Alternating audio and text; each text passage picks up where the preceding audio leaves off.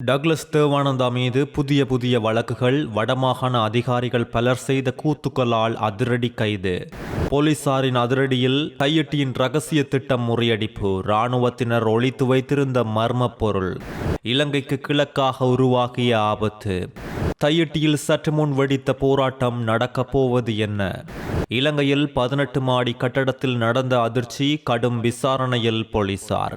சர்ச்சையை கிளப்பியுள்ள அரசாங்கத்தின் மின்கட்டண திருத்தம். தொடர்ச்சியாக செய்திகளை தெரிந்து கொள்ள நியூஸ்1 அப்டேட் சேனலை சப்ஸ்கிரைப் செய்யுங்கள். கைது செய்யப்பட்டு சிறையில் அடைக்கப்பட்டுள்ள முன்னாள் அமைச்சர் டக்ளஸ் தேவானந்தாவை தொடர்ந்தும் சிறையில் வைத்திருப்பதற்காக புதிய வழக்குகள் தாக்கல் செய்ய அரசு நடவடிக்கை எடுத்துள்ளதாக தெரிய வந்துள்ளது. முன்னதாக அவருக்கு சுய பாதுகாப்பிற்காக கையளிக்கப்பட்ட துப்பாக்கிகளை பாதாள உலக கும்பலுக்கு விற்பனை செய்ததாக டக்ளஸ் தேவானந்தா கைது செய்யப்பட்டு எதிர்வரும் 9ஆம் திகதி வரை சிறையில் அடைக்கப்பட்டுள்ளார். ஆனால் அவர் முன்னதாக பிணையில் விடுவிக்கப்பட வேண்டுமென அரச உயர்மட்ட பேச்சுவார்த்தைகள் நடந்ததாக தெரிவிக்கப்பட்டுள்ளது. முன்னாள் அமைச்சர் தொடர்பான கடந்த கால மோசடிகள் மற்றும் காணி ஒதுக்கீடுகளை சுட்டிக்காட்டும் புதிய வழக்குகள் தாக்கல் செய்யப்படுகின்றதும் குறிப்பிடத்தக்கது. அந்த வகையில் யாழ்ப்பாணத்தின் தீவக பகுதிகளிலும் கிளிநொச்சியின் பூநகரியிலும் கடலட்டை பண்ணைகளுக்கு அரச நிலங்கள் வாடகை செலுத்தப்படாமல் ஒதுக்கீடு செய்யப்பட்டதாக குற்றச்சாட்டுகள் எழுந்துள்ளதோடு இவை 4000 ஏக்கர் நிலங்களாகவும் முன்னாள் அமைச்சரின் ஆதரவாளர்களுக்கு வழங்கப்பட்டதாகவும் தெரிவிக்கப்பட்டுள்ளது.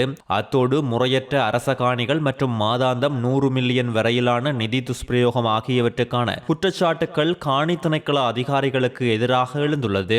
முன்னாள் வடமாகாண காணி ஆணையாளர் மற்றும் தற்போதைய வடமாகாண சபை அமைச்சின் செயலாளர் ஆகியோர் கைது செய்யப்பட்டுள்ளதாக கொழும்பு தகவல்கள் தெரிவிக்கின்றது. அரச தரப்பின் தகவலின்படி கடலட்டை பண்ணைகளின் நிலங்களை பிரதேச செயலகங்கள் வழியாக ஒதுக்குதல் செய்யாமல் முன்னாள் அமைச்சர் தன்னிச்சையாக தனது ஆதரவாளர்களுக்கு வழங்கியதாகவும் இந்த நிலையில் அதற்கு தொடர்புடைய அதிகாரிகள் ஈடுபட்டுள்ளதாகவும் தெரிவிக்கப்பட்டுள்ளது.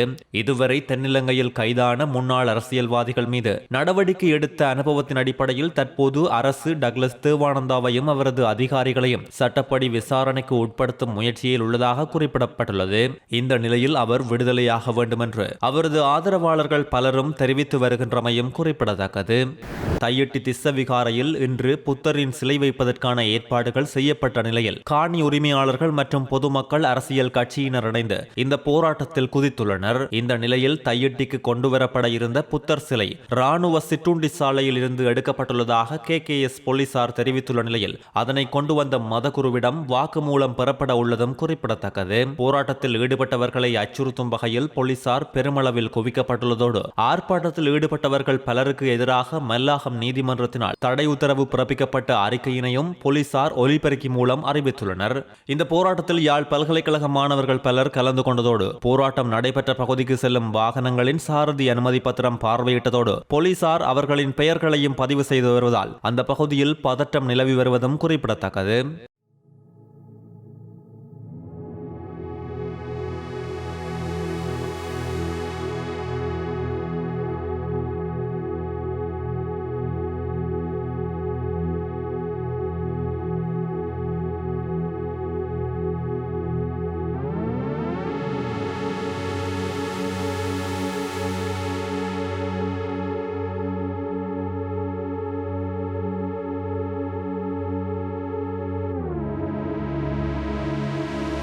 ஜனாதிபதி அனுரகுமார திசாநாயக்க தலைமையிலான தேசிய மக்கள் சக்தியின் அமைச்சரவையில் மாற்றங்களை மேற்கொள்வதற்கான சாத்தியங்கள் குறித்து தற்போது தீவிரமாக பரிசீலித்து வருவதாக அரசியல் வட்டாரங்களிலிருந்து தகவல்கள் வெளியாகியுள்ளது. இந்த மறுசீரமைப்பின் நேரம் முக்கியமான சில அமைச்சு பதவிகளில் மாற்றங்கள் செய்யப்படலாம் என அந்த வட்டாரங்கள் தெரிவிக்கின்றமையும் குறிப்பிடத்தக்கது.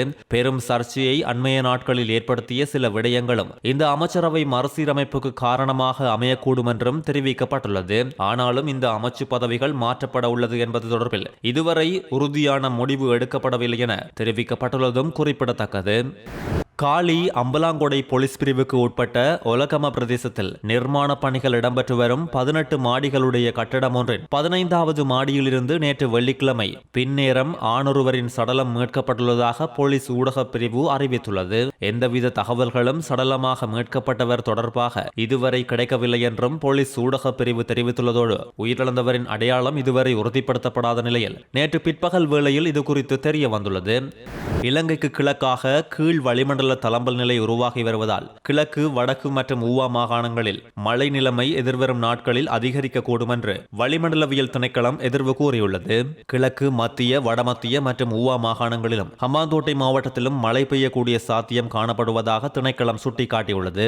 கிழக்கு மற்றும் ஊவா மாகாணங்களிலும் மாத்தளை, நுவரெலியா மற்றும் பொலனறுவை மாவட்டங்களிலும் சில இடங்களில் 75 மில்லிமீட்டருக்கும் அதிகமான ஓரளவு பலத்த மழை பெய்யக்கூடும் என்று அறிவுறுத்தல் விடுக்கப்பட்டுள்ளதும் குறிப்பிடத்தக்கது.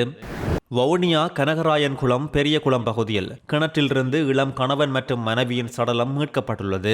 புது வருட தினமான நேற்று முன்தினம் இரவு நேரம் குறித்த சம்பவம் இடம்பெற்றுள்ள நிலையில் சம்பவம் தொடர்பாக மேலும் தெரிய வருகையில், நேற்று முன்தினம் இரவு குறித்த கணவன் மற்றும் மனைவி இருவரும் வீட்டில் இருந்துள்ள நிலையில் இருவருக்கும் குடும்ப தகராறு ஏற்பட்டதை அடுத்து இருவரும் கிணற்றில் வீழ்ந்துள்ளதாக தெரிவிக்கப்பட்டுள்ளது. இதனால் நீரில் மூழ்கி இருவரும் இறந்துள்ளனர். டித்வா சூறாவளியினால் ஏற்பட்ட அனர்த்தங்களால் உயிரிழந்த 519 நபர்களுக்கான இறப்பு சான்றிதழ்கள் வழங்கப்பட்டுள்ளதாக தெரிவிக்கப்பட்டுள்ளது.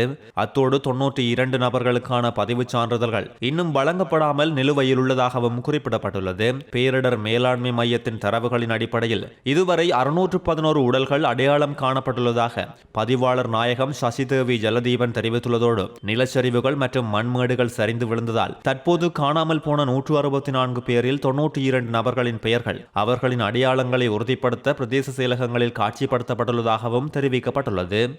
இலங்கைக்கு கடத்தப்படவிருந்த பெருமளவிலான தங்கம் நேற்று கைப்பற்றப்பட்டுள்ளதாக இந்திய அதிகாரிகள் தெரிவித்துள்ளனர். 6 கிலோகிராம் தங்கத்தை இந்திய அதிகாரிகள் தமிழக கடற்கரைக்கு அருகில் வைத்து பறிமுதல் செய்துள்ளனர். தென்னிந்தியாவின் கடல் வழித்தடங்களில் இயங்கும் தங்க கடத்தல் வலையமைப்புகளை முறியடிப்பதற்கான தொடர்ச்சியான முயற்சிகளின் நேரமே இந்த கடத்தல் முறியடிக்கப்பட்டுள்ளதும் குறிப்பிடத்தக்கது.